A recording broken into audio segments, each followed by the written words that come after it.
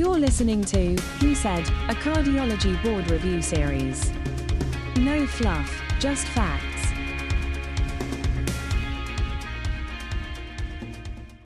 This episode is about chronic heart failure. We'll start off with definitions, including an emphasis on pre-heart failure. Then we'll talk about pathophysiology of heart failure progression. Then we'll focus on guideline-directed medical therapy, or GDMT, including both core GDMT and adjunctive GDMT. Starting off with definitions.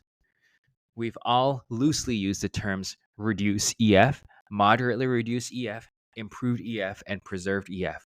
But what exactly do this refer to? HFrEF, or heart failure with reduced EF, is defined as heart failure with a left ventricular ejection fraction of 40% or less. Although some studies enroll patients with ejection fractions of 35% or less or 30% or less, but for the purposes of the most recent guidelines in clinical patient care, we use an ejection fraction of 40% or less. Heart failure with improved ejection fraction, or HFpEF, refers to that with a prior EF of 40% or less, but with a follow-up measurement of more than 40%. It's also referred to as heart failure with recovered EF, or REC-EF. HFmrEF, or heart failure with mildly reduced EF, refers to EF of 41% to 49%. To improve the specificity of diagnosing HFmrEF and HFpEF, the clinical diagnosis of heart failure in these EF categories needs to be further supported by objective measures.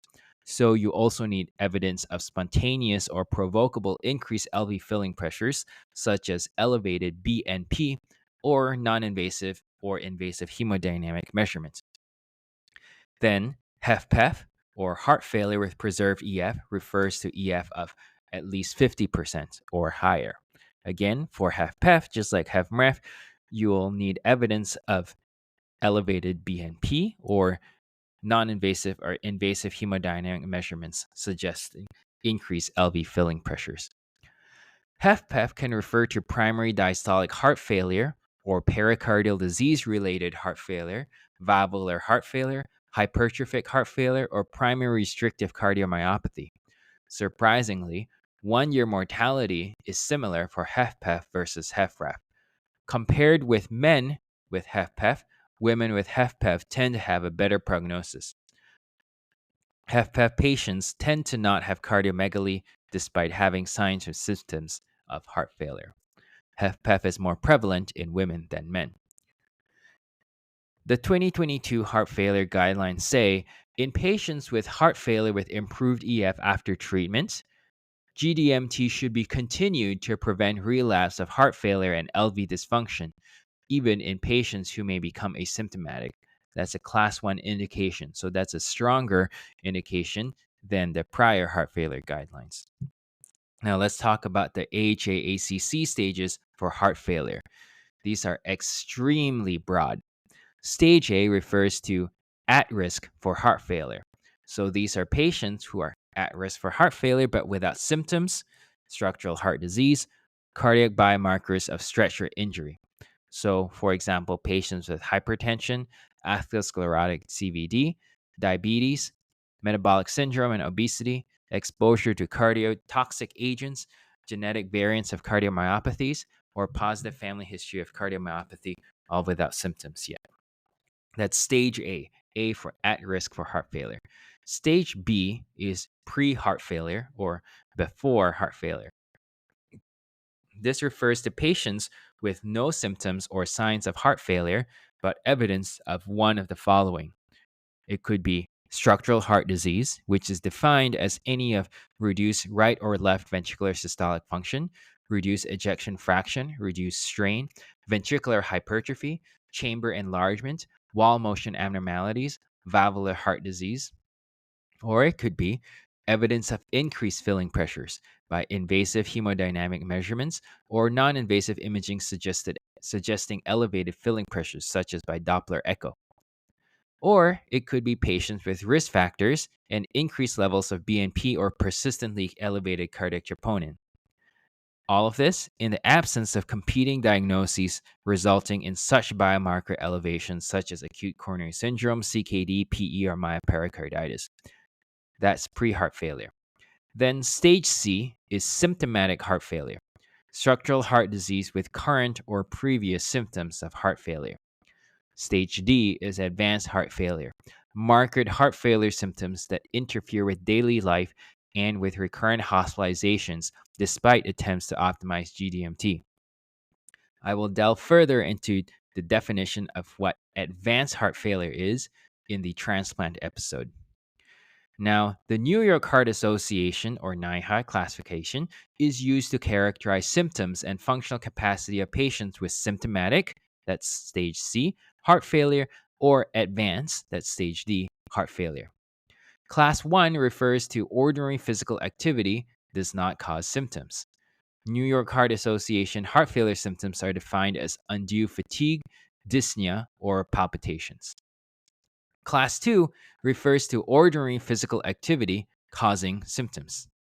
Class 3 refers to comfortable at rest, but less than ordinary physical activity causes symptoms. And Class 4 refers to symptoms occurring at rest. Any physical activity increases discomfort. So, let's talk a bit more about pre-heart failure. The 2022 heart failure guidelines recommend the following measures for preventing the development of heart failure in patients with pre-heart failure. In patients with LVEF of 40% or less, ACE inhibitor should be used to prevent symptomatic heart failure and reduce mortality, class 1. In patients with a recent or remote history of MI or ACS, statins should be used to prevent symptomatic heart failure and adverse cardiovascular events, class 1. In patients with a recent MI and LVEF of at most 40%, who are intolerant to ACE inhibitors, ARB, or angiotensin receptor blockers, should be used to prevent symptomatic heart failure and reduce mortality. In patients with a recent or remote history of MI and acute coronary syndrome and EF of 40% or less, evidence-based beta blockers should be used to reduce mortality, class 1. In patients who are at least 40 days post-MI with EF of 30% or less and New York Heart Association class 1 symptoms while receiving GDMT and having a reasonable expectation of meaningful survival for more than a year, an ICD is recommended for primary prevention of sudden cardiac death to reduce total mortality, class 1. In patients with EF of 40% or less, beta blockers should be used to prevent symptomatic heart failure, class 1. In patients with EF of 50% or less, thiazolidinediones should not be used because they increase the risk of heart failure, including hospitalizations, class 3, harm. In addition, non-dihydropyridine calcium channel blockers with negative inotropic effects may be harmful, class 3, harm. Now that we've got the definitions down, let's go over the pathophysiology of heart failure progression. What do people mean when they say myocardial remodeling is occurring in heart failure? Hypertrophy and fibrosis occur due to sustained neurohormonal activation. Ventricular remodeling leads to worsened ventricular function and dilation. You can calculate the LV wall stress as simply LV intercavitary pressure times LV chamber radius divided by LV wall thickness. Ventricular hypertrophy is therefore an adaptive mechanism that serves to reduce LV wall stress. When the primary stimulus is pressure overload, as in aortic stenosis, an increase in wall stress during ventricular systole triggers the addition of new myofibrils in parallel, leading to wall thickening at the expense of chamber size in a pattern of concentric hypertrophy. Hypertensive cardiomyopathy is also another example of concentric hypertrophy. Whereas when the primary stimulus is volume overload, as in chronic mitral regurgitation, increased wall stress during ventricular diastole triggers the replication of sarcomeres in series, elongation of myocytes, and ventricular cavity dilation in a pattern of eccentric hypertrophy. Heart failure is characterized by a constant state of activation of SNS and RAS. What happens in constant sympathetic nervous system activation? Increased norepinephrine release. It raises heart rate and contractility, and also causes vasoconstriction and myocyte injury. What happens in constant RAS activation, the renin-angiotensin-aldosterone system activation? Angiotensin 2 causes vasoconstriction, increases afterload, and promotes aldosterone release, causing sodium and water retention, increasing preload. In heart failure, BNP and ANP are released in response to ventricular stretch, attempting to counteract the effects of constant RAS activation by promoting natriuresis and vasodilation. Unfortunately, chronic neurohormonal activation leads to worsening heart failure, increased ventricular dysfunction, arrhythmias, and a downward spiral of reduced cardiac output. Exercise improves functional capacity, quality of life, and attenuates excessive neurohormonal activation in patients with heart failure, but it does not reduce mortality in heart failure. Now that we understand the pathophysiology of heart failure progression, it makes sense why we need to use the agents that we have in guideline-directed medical therapy. The 2024 ACC Expert Consensus Decision Pathway for Treatment of Heart Failure with Reduced Ejection Fraction emphasizes several important principles in the use of GDMT. First, the GDMT with the highest expected benefit should be prioritized. Second, achievement of target doses leads to the best outcomes. Attempt to rapidly achieve target doses of all recommended therapies in the absence of contraindications and/or intolerance. Titration should occur even if the patient appears stable or their symptoms and/or EF improve. Failure to tolerate titration should prompt consideration for referral to an advanced center. Third, GDMT should be started immediately and titrated at each encounter. Delayed initiation of GDMT is associated with never initiating GDMT. The goal is to finish initiation and titration by 2 to 3 months or sooner. Although GDMT may be added sequentially, in many cases, simultaneous start of multiple agents, or all four, may even be possible. Fourth, there should be attention to the clinical, social, and financial barriers to achieving GDMT. Fifth, diligent management of volume status will reduce patient symptoms. Congestion drives symptoms and hospitalizations. If the volume status is unclear, consider performing a right heart catheterization and/or referring to a heart failure specialist. Chronic ambulatory PA pressure monitoring, such as with CardioMEMS, may be considered in patients with hospitalizations in the past year who have persistent symptoms with minimal exertion. Sixth, tolerability and side effects depend in part on how and when GDMT is prescribed. Seventh, primary prevention, ICDs and CRT should be considered after consistent use of optimal doses of all GDMT for at least 3 to 6 months, followed by reassessment of EF and other indications for device therapy. Eighth, transcatheter mitral valve repair may be considered in symptomatic patients with chronic, moderate severe to severe MR despite optimal doses of all GDMT. What GDMT agents are recommended in HFrEF, HFpEF, and HFmrEF?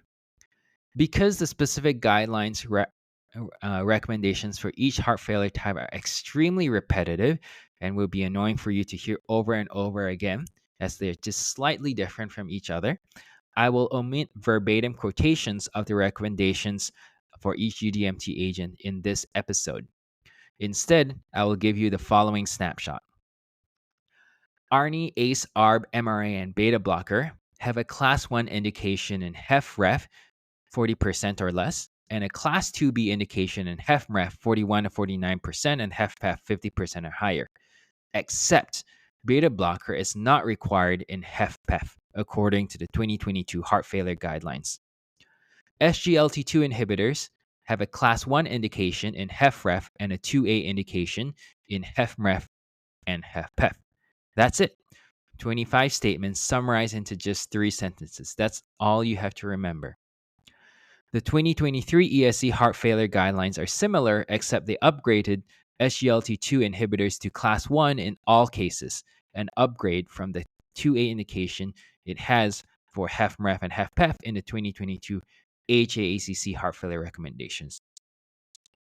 If you'd like to learn more about this and play with an interactive tool for GDMT initiation uptitration in HFmrEF, HFpEF, and HFrEF, visit my website at www.gdmt.org. Now we'll delve a little bit more into specific GDMT. RAS inhibitors.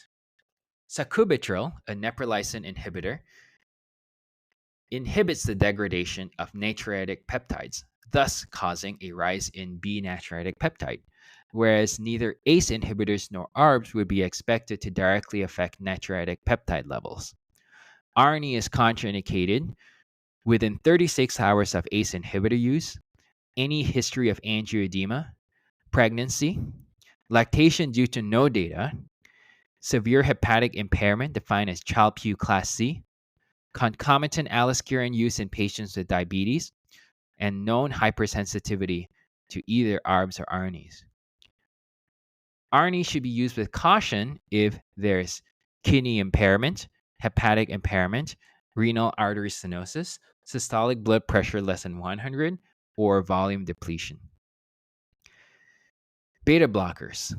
Although we have traditionally been hesitant to select beta blockers in patients with COPD or asthma out of fear for inducing bronchoconstriction, cardioselective beta blockers such as bisoprolol and metoprolol are well tolerated in COPD and asthma patients.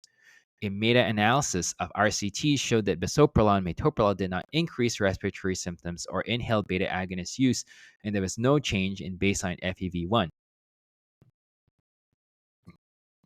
On the other hand, non-cardioselective beta blockers, propranolol, nadolol, sotalol, timolol, cause increased airway resistance and should be avoided in COPD and asthma. Carvedilol, which has combined beta and alpha receptor blocking activity, is well tolerated in COPD, but less so in asthma. The three evidence-based beta blockers for improving cardiovascular outcomes are bisoprolol, metoprolol, and carvedilol. So you should try to use one of those three for GDMT. SGLT2 inhibitors.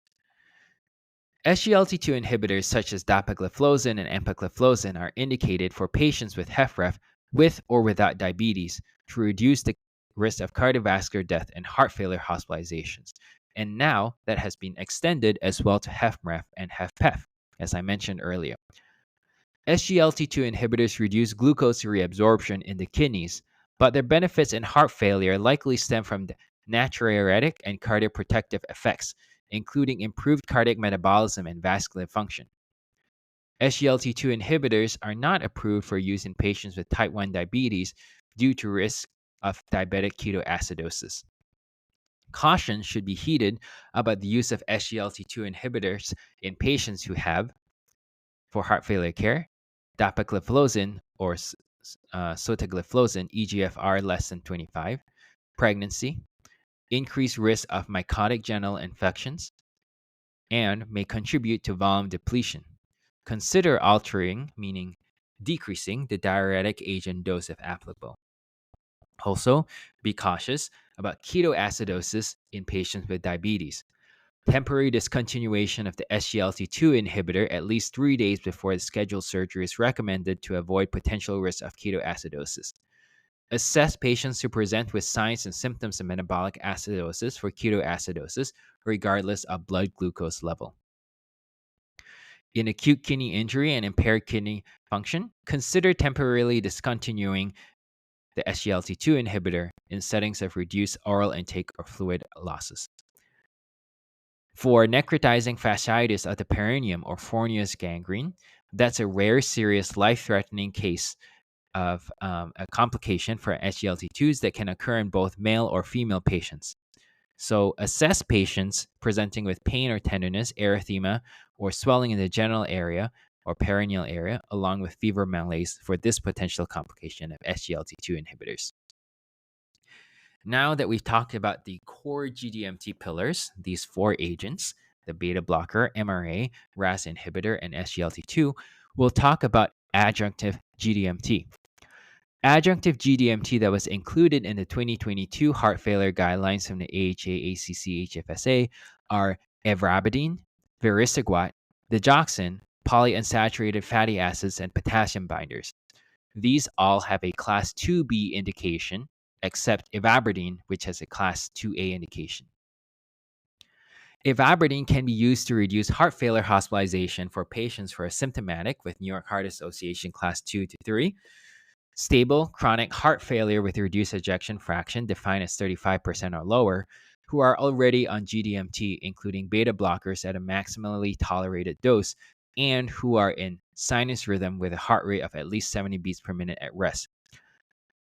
Ivabradine specifically inhibits the IF current involved in sinoatrial nodal activity and reduces the heart rate in patients with normal sinus rhythm without lowering blood pressure.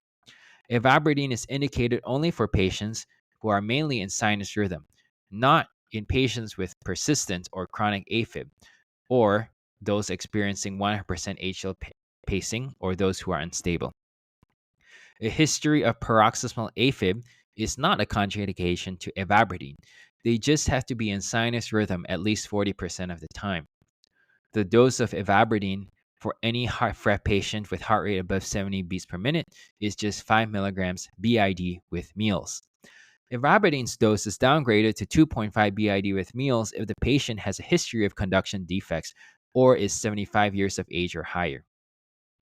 Ivabradine is contraindicated in patients with any of HFpEF, presence of angina with normal EF, hypersensitivity, severe hepatic impairment defined as Child-Pugh class C, acute decompensated heart failure, blood pressure less than 90/50 millimeters of mercury, sick sinus syndrome without a pacemaker, sinoatrial nodal block, second or third degree block without a pacemaker, persistent AFib or flutter, or atrial pacemaker dependence. These are the contraindications to ivabradine. Ivabradine should also be used with caution in patients with sinus node disease, cardiac conduction defects, prolonged QT interval, and resting heart rate less than 60 beats per minute. What exactly do the 2022 heart failure guidelines say about ivabradine? The statement is for patients with symptomatic New York Heart Association class 2 to 3 stable chronic HFrEF with EF of 35% or less who are receiving GDMT, including a beta blocker at maximum tolerated dose, and who are in sinus rhythm with a heart rate of at least 70 beats per minute at rest, ivabradine can be beneficial to reduce heart failure hospitalizations and cardiovascular death. That's a class 2A recommendation. Now we'll move on to digoxin. Digoxin decreases heart failure hospitalizations but has no impact on mortality in heart failure. Digoxin is used in patients with persistent symptoms despite core GDMT or those with concurrent atrial fibrillation to control heart rate. Digoxin works in several ways in heart failure. It is a positive inotrope. It increases contractility by inhibiting the potassium-sodium ATPase pump. Digoxin is a negative chronotrope. It reduces heart rate by increasing vagal tone, which is beneficial in AFib. So, what did the 2022 heart failure guidelines say about digoxin?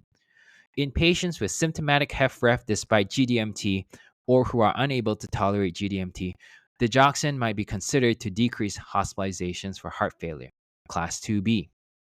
Now let's move on to vericiguat. Vericiguat, an oral soluble guanylyl cyclase stimulator, directly binds and stimulates soluble guanylyl cyclase and increases cyclic guanine monophosphate production. Cyclic guanine monophosphate has several potentially therapeutic effects in patients with heart failure, including vasodilation, improvement in endothelial function, as well as decrease in fibrosis and remodeling of the heart. Vericiguat is contraindicated in patients with any of concomitant use of other soluble guanylate cyclase stimulators or pregnancy. Vericiguat should be used in caution with patients with anemia, symptomatic hypertension, or ongoing PDE5 inhibitor use, such as sildenafil. What does the 2022 heart failure guidelines say about vericiguat? In selected high-risk patients with HFrEF and recent worsening of heart failure already on GDMT, an oral soluble guanylate cyclase stimulator such as vericiguat may be considered to reduce heart failure hospitalization and cardiovascular death, class 2B. To wrap up, what did the 2022 heart failure guidelines say about PUFA, polyunsaturated fatty acids? In patients with heart failure class 2 to 4 symptoms, omega-3 polyunsaturated fatty acid supplementation may be reasonable to use as adjunctive therapy to reduce mortality and cardiovascular hospitalizations, Class 2B. What do the 2022 heart failure guidelines say about potassium binders? In patients with heart failure who experience hyperkalemia, that's 5.5 or more milliequivalents per liter, while taking a renin-angiotensin-aldosterone system inhibitor, the effectiveness of potassium binders such as patiromer, sodium zirconium cyclosilicate to improve outcomes by facilitating continuation of RAS inhibitor therapy is uncertain. That's a Class 2B recommendation.